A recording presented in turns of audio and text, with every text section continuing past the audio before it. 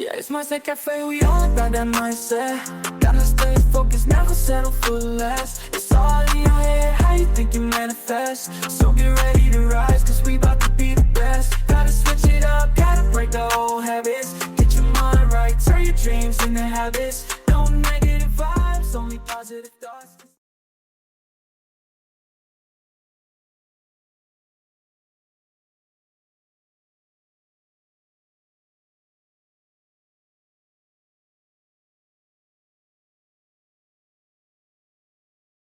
What is up, guys? Welcome to another episode of the Mindset Cafe podcast. It's your boy Devin, and today we have the privilege of speaking with a special guest, Bob Martin. He is a man whose life journey is honestly fascinating, as well as it is going to be transformative for you guys to hear from his early days as a high-powered criminal trial lawyer during those Miami infamous cocaine cowboy era, to his current role of a professor of wellness and mindfulness coordinator at Elon University. He has reinvented himself time and time again.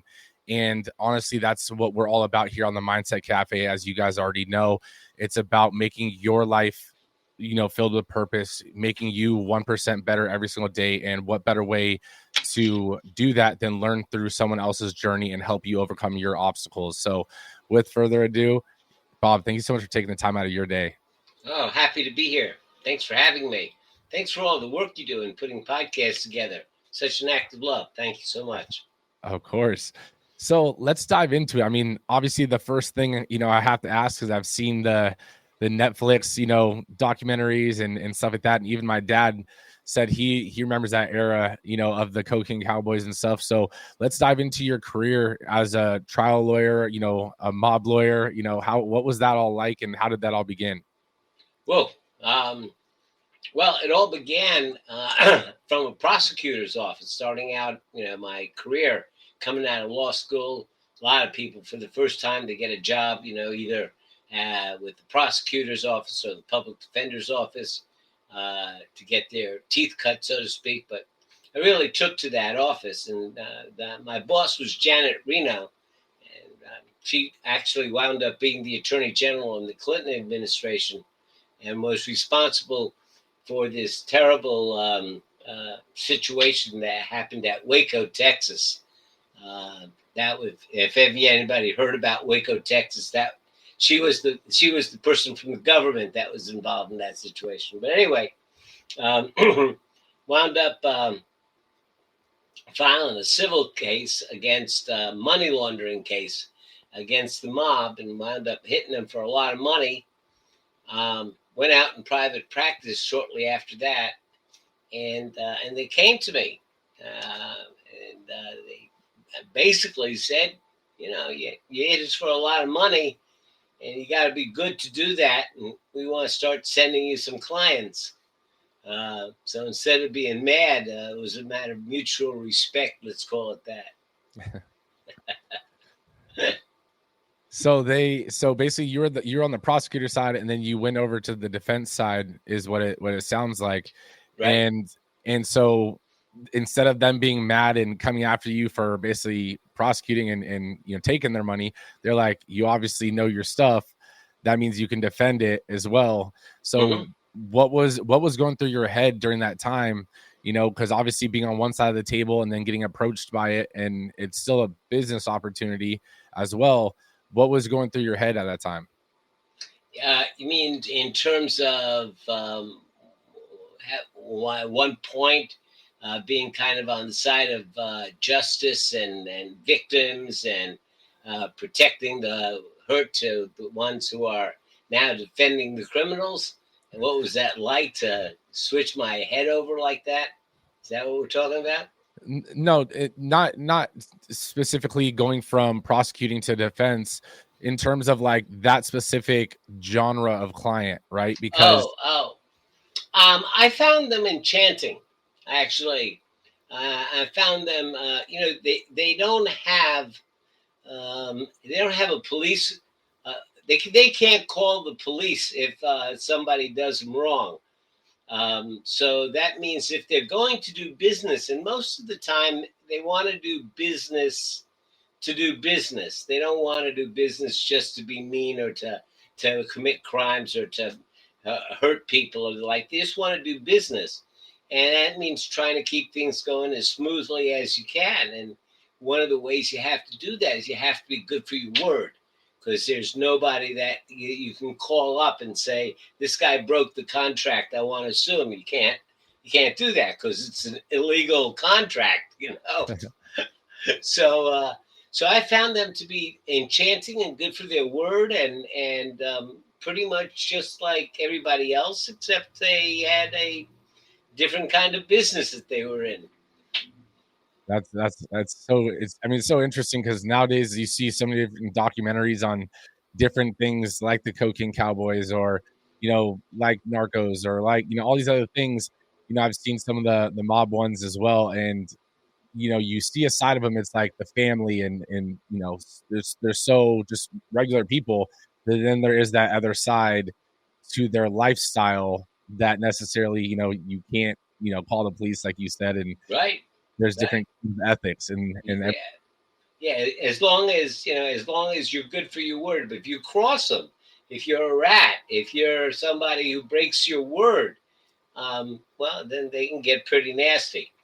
But I'll tell you the funny part about it in Miami, when we talk about the mob, you kind of have to talk about the Italians who had an influence there. What they were mostly involved with is bringing the stuff out of Colombia through Haiti and up to the docks of New York, where they owned the docks. And so that was their trade route. The Colombians, on the other hand, worked with the Cubans and brought the stuff in through the Straits of Miami. And so it was a different trade route, and they were they weren't necessarily in competition with each other, so there wasn't a problem. But I will tell you this, that the Italians, like most of us think of ourselves as being scared of the mob, well, the Italians were scared of the Colombians. Because the Colombians didn't have that kind of ethic. Among the Italians, leaving the family, you left the family out of it. You didn't mess with the family. Now, the Colombians felt very differently. If you messed with them, first they would kill your family in front of you, just so that you know that they're doing it before they kill you. And the Italians, they like I say, they were concerned about those crazy Colombians. That it's so crazy. I will say the resourcefulness and creativeness from a lot of the mob stories and stuff, even from like the founding of Las Vegas, right, to like the McDonald's scandal, and so many different things. It's like you have to be creative. It's almost like this natural born entrepreneurial skill as well, and mindset as well, to do some of the things and create some of the things that they do. So it is definitely unique. Is there any standout story from that time that you witnessed, or you were in, can remember? Well, many. I would say there's many. I remember. There are stories about cases, which I don't know that any particular one of them.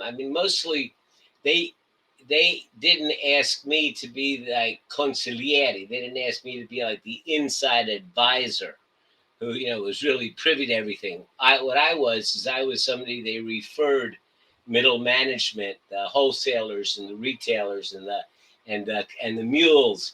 Though when they got caught, they were the ones that they sent me. But I still got to know Johnny and his family pretty well. And I remember one time, Johnny's son got married. He sent him back to Sicily to get married. And once he was married, they had a big reception in New York City. And then they came down to Miami, and they had this huge dinner. Started at 2:00 in the afternoon and ended about 6:30 with all these courses and everything. Anyway, once we had gotten back to the dessert, all of a sudden Johnny stood up and he says, okay, the lawyer is here. We have to talk. And I had no idea what he was talking about. I said, what? What?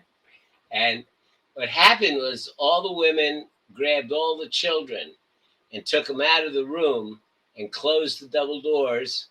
And it was just the guys that were left. And as soon as that happened, everybody pulled out their cigars and started calling their bookies and started telling jokes and sitting down and watching TV and just doing man guy stuff. We did that for a couple hours till they got hungry again. They made themselves another meal. And finally, when it was all done, they say, okay, we're done. You can open the door. And the women started coming back in, and Johnny reaches over and he whispers in my ear, never tell the women. So it was a culture that was different. That's cool. Would you say that it was a lifestyle or like a crowd that it kind of easy to kind of get your life consumed by or kind of get engulfed in that lifestyle or with that surrounding? It is, and I did, and that was the problem. Some of these guys were likable enough that you just wanted to hang out with them, and we started doing that and going to bars. Those were the disco days, those were the days, 1970s, the days of discos and chrome and glass discotheques and a lot of cocaine. And, so I started hanging out with them. And I guess that was the beginning of the next chapter of my story, because I started, my personal life was falling apart. Professionally, I was making money hands over foot. I had the respect of the courts. I was considered one of the better lawyers in Miami, which was pretty competitive in that field. And but personally, things were kind of falling apart. I was even seeing a therapist. Wow. Would you say that like being a top lawyer in Miami, especially during that time, and especially with the crowd that you had as clients and stuff, would you say that being a lawyer is partly a game? Like, for example, I think that being an entrepreneur, and I think business itself is a game, right? You have to know the more moves and the more pieces that to the puzzle, like the better and bigger your puzzle can be. Would you say that was like the case of being like a top lawyer at the time? Oh, sure. We had an expression that goes like this. If you've got the law to work with, the law's on your side, then use the law. And if the law is not on your side, then use the facts. And if neither the law or the facts are on your side, then use the system. What do you mean by use the system? Well, you got to know, getting continuances and how to play the game so that you could set the trial in the best strategic method and way that you could. And just, playing, like you say, playing the game. Got it. There's a game of it. So it is an adversary system. The prosecutor wants to, bring you down, and your job is to defend against it. So, yeah, so it is very much a game. And one of the questions people ask me a lot is, how can you represent people like that? Because not only did I represent his people, who for the most part, these were just people who got caught carrying a lot of marijuana or cocaine across the border, or street dealers and the like. When you talk about child rapists and abusers, people question a little bit more how you can bring yourself to represent. And I've represented some real monsters. I represented one guy who committed a murder by wrapping his victim's head up in duct tape, and then putting little pinholes underneath his nostrils so he could just suck enough air to be able to force enough air in, so that it took him 20, 30 minutes of trying to suck air before he suffocated. Now Wow. that's pretty cruel. I mean, that's pretty bad. So people ask, how can you represent folks like that? And my answer to the question is that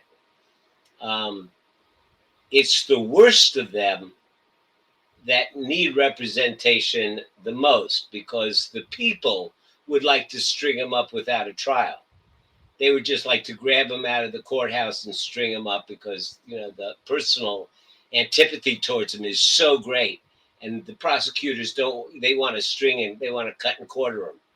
And so those are the times when they take shortcuts, when they force confessions, when they manufacture evidence. And that way, innocent people can get convicted. So what I say is that the police and the prosecutors, they enforce the law, but it's the defense attorneys who enforce the Constitution. That we're the ones that hold the police accountable to do it by the book. Because the tendency, the temptation is to, get around the technicalities with a little bit of exaggeration here and there and the like. And it's us who stand to make sure that they don't do that. So if it wasn't for a good, strong defense bar, a lot more innocent people would be convicted. I mean, yeah, definitely. And I think, it's crazy to hear of the stories that someone's been in jail for, 10 years, 15 years, 20 years, or even longer. And then all of a sudden they're found innocent. It's like, could you imagine being that person in jail, knowing with your whole heart that you didn't do it? Right. It's crazy to me. Did you, I know it's a little a tangent, but did you ever see that How to Make a Murder on series? I have not. No. Okay, so it's kind of going to what you were saying. It was, there was a murder case and there was police evidence and everything like that, but the recordings, you could see them kind of coaxing the kid to kind of admit to everything, and they were telling him, like, if you just admit it, you'll go home. Right, and right. Then he was like, what do you want me to say? Like, and then they basically told him what to say, and it was this whole big happens series. all the time. It's so crazy. All the time. So at what point you went from, defense to, you went from prosecution to defense, your life started changing, you started really getting involved in the scene of disco and having fun with the clients and everything like that. But also then when was that pivotal moment that led you down the role of meditation and mindfulness and everything? Well, as I said, I knew that, I was spending money as fast as I was making it. I thought I was invulnerable. I thought I was the cat's meow, and things just weren't working out at home. Things were falling apart.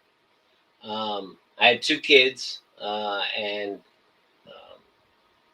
it just, things started to happen. My wife was alcoholic. Her parents were both alcoholics. One of my kids started to become anorexic, and it was a mess. It was just a mess. And so I was seeing a therapist, and one point, and this was the seminal, this was the big thing that happened. I came to a crossroads, and I asked the therapist, what should I do? Should I go right or should I go left here? And instead of answering me like a good therapist, he pulled out some coins and started throwing the coins on the table and figuring out some math and making lines on a piece of paper, some kind of magical tarot card weirdness. And I'm getting pissed off because I'm paying the guy $65 an hour to be a therapist. And here he's throwing coins on the table. And finally, he comes up with a number and opens a book up to that chapter number and shows it to me. And the name of the chapter, in big black letters, it said, Retreat. And I used the F word, F you, and I stomped up and got out, and but I couldn't get away from the word. The word was like, it was like tattooed on my head. And I went to this business that was, hemorrhaging money. And I told everybody, it's over. I'm done. It's closed. And I don't have any more money. And I pulled back from some of my excessive behaviors. And I went back and I asked him what that was. And he said that it was a Taoist practice. For those who don't know anything about Taoism, it's the third leg of Chinese thinking. There's Buddhism, Confucianism, and Taoism is a sister. It's like a sister to Buddhism. And he said it's Taoist, and I said, "What's that?" Turned out that he was the student, one of the top students, and also the English language editor for a 72nd generation Taoist master from the Shaolin Temple. If you remember the movie Kung Fu, so Kung Fu was a Shaolin priest.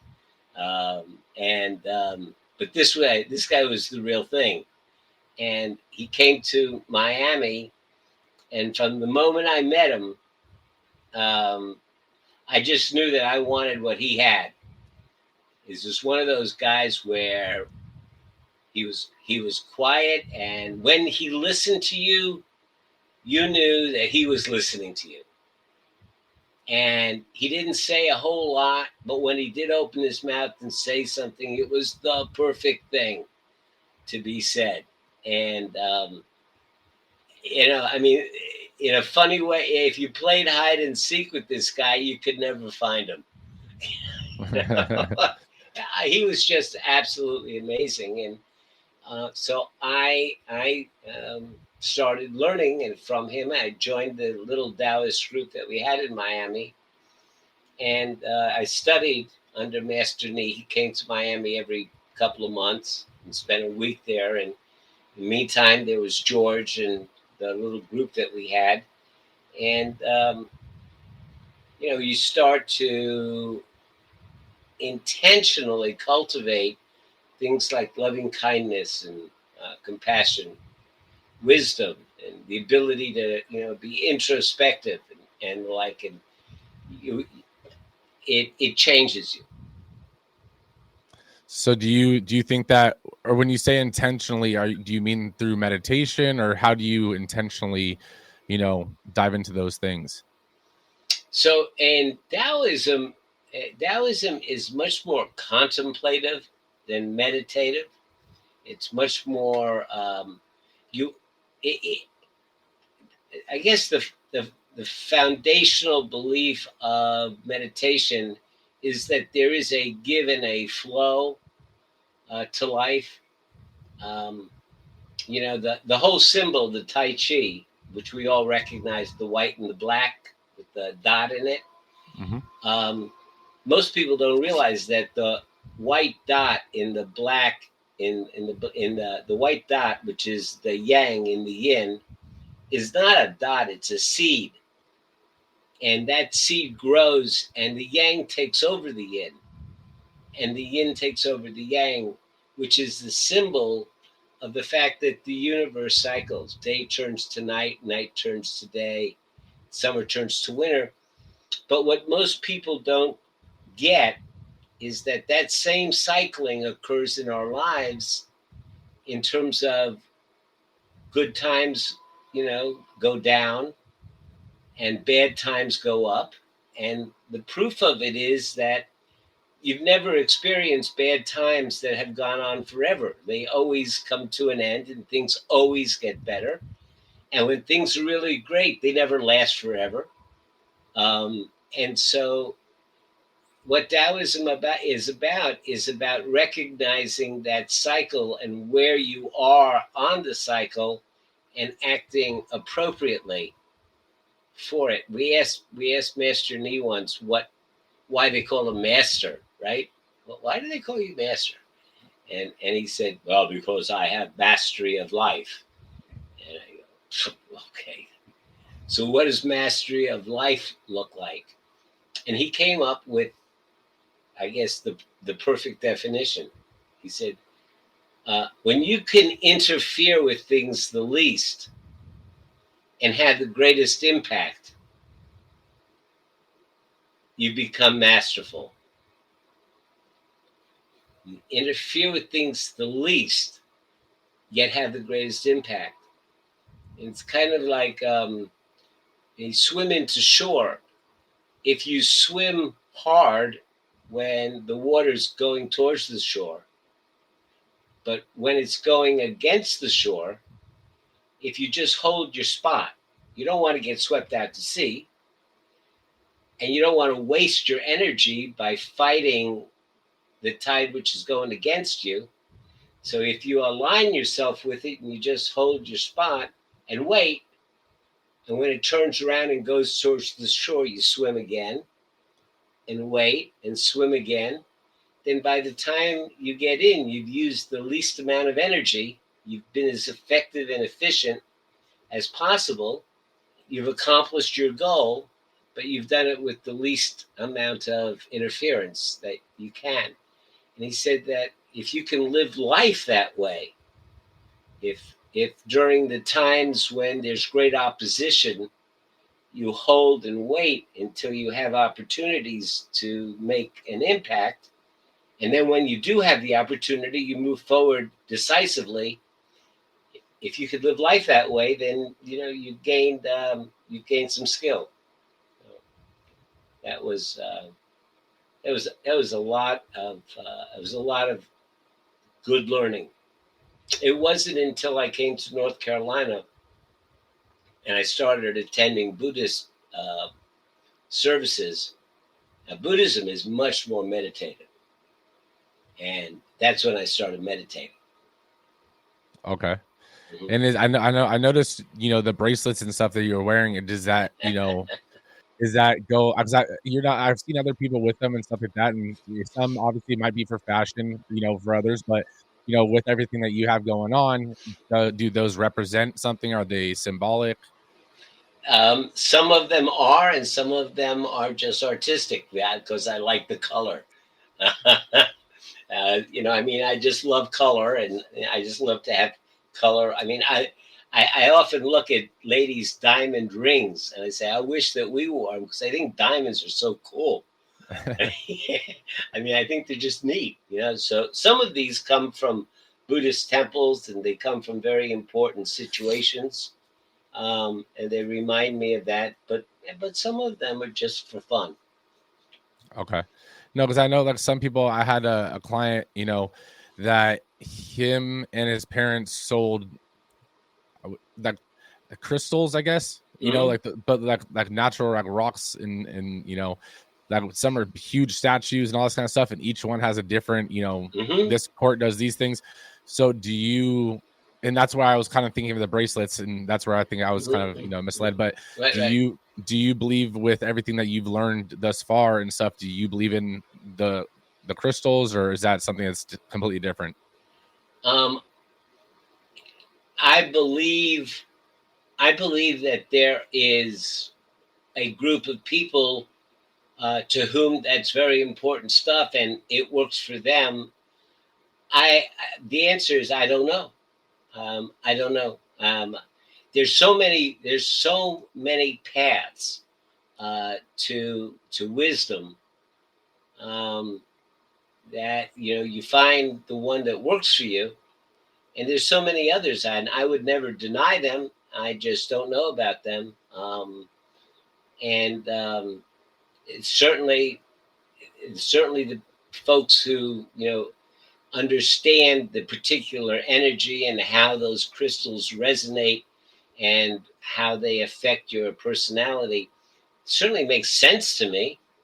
I do I do believe, and I'm, even from a experiential place, I do believe that the heart has an intelligence. I believe that it projects an energy field, from our bodies. And I guess my working hypothesis on how the universe might work is that each of those energy fields carries our intelligence with it, and somehow, somewhere, it all connects, and that there is a connectivity between all sentient beings that creates some kind of universal intelligence. But beyond that, how it exactly works and what the physics of it are and how you approach it, I can't tell you. My experience tells me that if I take care with good intention and with good heart, with an open heart, and I take care of whatever the next thing in front of me is, that somehow my life will work out. I mean, that definitely makes sense. I mean, that was a great answer. It definitely made sense. And again, I don't know enough about it to, so that's why I had to ask someone that knows more about those things. But it definitely makes sense. And so I can relate that to, for me, fitness. There's plenty of different ways to get physically fit, to get, healthy, and, certain ways work for me. I haven't tried every single way, but it doesn't mean that there's anything wrong or that the other ways don't work. It's, workout styles and so forth. So I get Right. completely what you mean. Yeah. I mean, somebody might say, a plank is the way to get your core together. And somebody else may say, no, it's sit-ups. And the plank guy and the sit-up guy, they might argue for like ever, but the net result is they both have great cores. So. Right. Exactly. So I want to shift this because, I mean, your life is an example of, you can do what you want, and you can transition at any point. You can reshape your life and redefine who you are.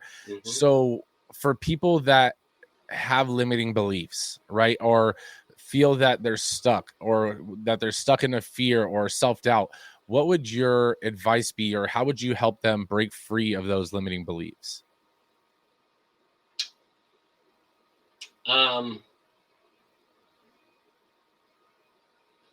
So let's say you want a buff body to go to the beach, right? Okay. You don't start preparing that when you pull your bathing suit on. Right? You begin working on that months before, and you go to the gym, and you work on your body and your physical health, and it's a process. And you start out with the 5-pound weights, and then you go to the 10s and the 15s, because you build the muscle gradually, and you find that then your exercise is effective and it's doable, because you're following a certain pattern of increasing, and I'll use this word now, you increase your tolerance for discomfort. And what you'll find, as a physical person, as a person that teaches this yourself, that people will come in and they'll be a little bit uncomfortable, and a lot of people have a very low tolerance for it, and they go, I'm out of here. I got sore. And that's it.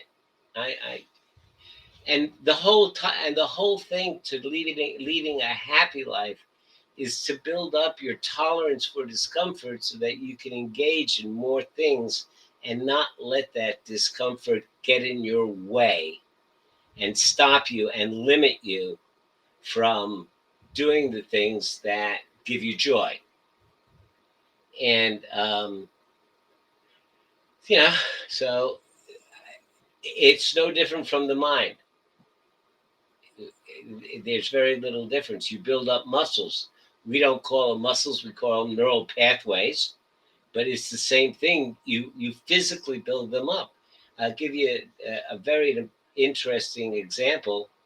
In London, the taxi drivers have to learn the map of London down to the last alley. So they took a picture of their brain, especially the hippocampus, which is where your sense of direction is. And then the people set about their study of the maps. Then they took the picture again. And the hippocampus had grown longer, wider, taller, and thicker. So they had actually used their thoughts to change the physical structure of their brain to cause their brain to give them more strength in the area that they wanted.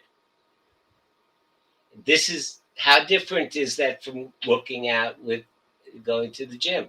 It's the same thing. And what happens then is they become much more tuned into direction. They know things. It's easy for them to know where an alleyway is. So that process, is the same process that we go through to answer your question. How do you become more of this and more of that? You practice it.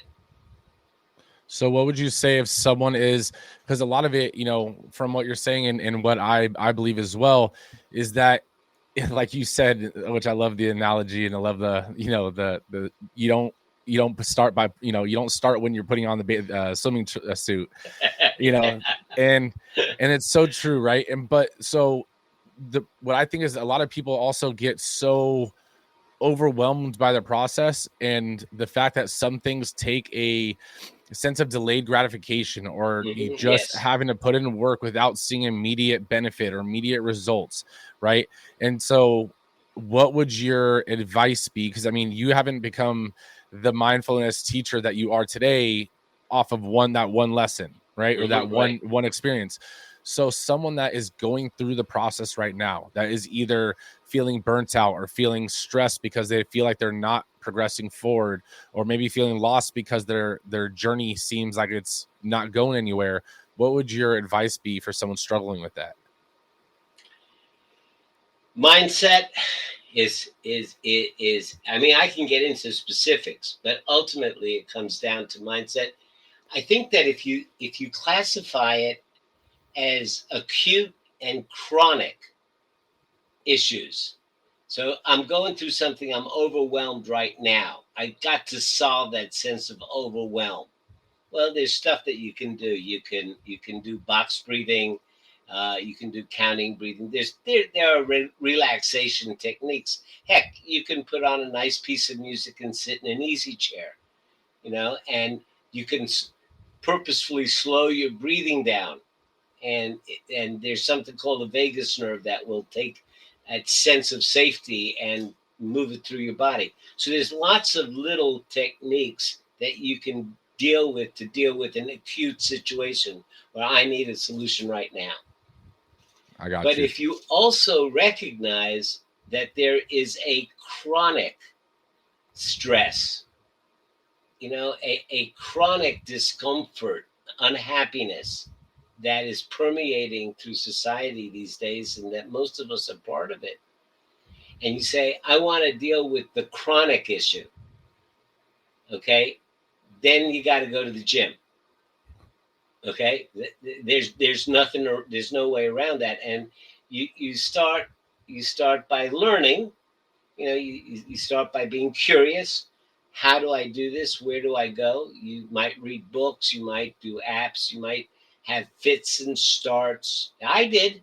When I started meditating, it was years of meditating for a couple of weeks and then stopping for a couple of months and then starting again and stopping it.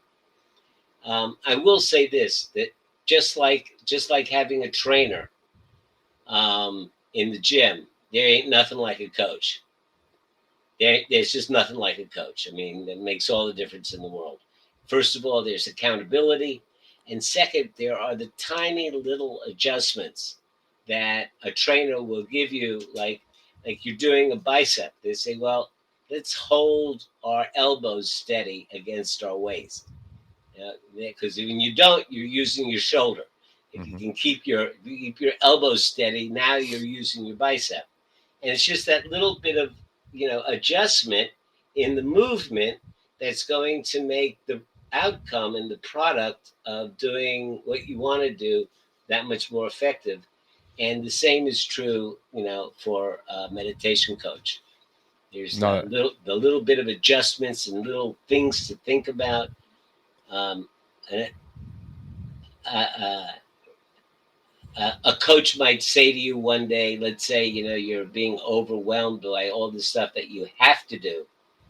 And the meditation coach might suggest, well, let's change our language. Let's say, instead of saying I have to do something, let's say I get to do something.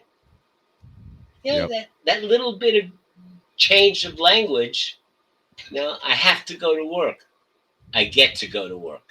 Mm-hmm. Wow, what a different perspective that comes to be. Yep. So there's nothing like a coach. No, definitely. I agree with that 100%. And sometimes even that coach, like you said, just shifting the perspective of the situation or the current language that you're using. Like even if you think about today's problems is what you previously were hoping for, right? You were hoping to be where you are today. And that was a distant, dream at one point. So it's like, sometimes you just have to be grateful and use that phrase, like, I get to do these things. Right. Mm-hmm. So I think that is so cool. Before we wrap up, I do like to ask one question. Sure. The one question is, this is not a tombstone, right? It is a legacy wall. So on Bob Martin's legacy wall, what would be the one message that you left for the up and coming generations that you've learned through your, extensive and colorful, life's journey? It's not a little one. It's a big one. Okay. I teach on campus. And at the end of my class, I will say to my students, look, I'm 75 years old and my grandson is 9. When I'm 85, my grandson's going to be 19. He's just going to start college and I'm 85 years old. By the time he gets through and he gets to a place where he can make a difference in the world, I'm going to be dead and gone. I mean it. I am going to be dead and gone. And there won't be an effing thing that I can do to make his world a better place. But you can. And so I'm charging you. My legacy is I am charging you with taking care of my grandson, of making the world a better place for my grandson, because I ain't going to be here. So that's my legacy. That's awesome. It is so true. Everything that you do doesn't just impact you. It impacts, the future generations. It impacts, your kids and your kids' kids and so forth. So I think that is such an awesome legacy wall. Where can people connect with you and learn more about what you got going on? awiseandhappylife.com. Awesome. A lot of people ask me a lot of questions about meditation. So I finally decided I'd put it all into a book, an ebook, and it's free and it's downloadable and there's no obligation. Just answers how do you get started? What are the resources? What are the good books to read? What are the apps to use? All that stuff. Put it all into an ebook. Go to my website, A Wise and Happy Life, and download it. And from that, you'll get a couple of options of how to get started. Perfect. Guys, that will be in the show notes. If you're watching it on YouTube, it'll be in the description of this video. So make sure you guys check that out. And make sure you guys share this episode with a friend. I know the beginning of it was entertaining and stuff like this, but I know the second half you definitely got some knowledge, because I know even I got my perspective and perception changed a little bit as well. So I just want to say, make sure you guys share this with a friend, level up your circle, because your circle will end up leveling you up as well. And Bob, I just want to say thank you so much for taking the time out of your day to come on today. Thank you so much. And as you can tell, the day is turning to night. As I'm getting like darker and darker. It's bright over here, so I got you. We'll stay connected soon, and honestly, thank you again so much. You're welcome. Take care. Be well. You too. No negative vibes, only positive thoughts. Just in the game of life, mindset causes shots. Got my mind on the prize, I can't be distracted. I stay on my grind, no time to be slacking. I hustle hard.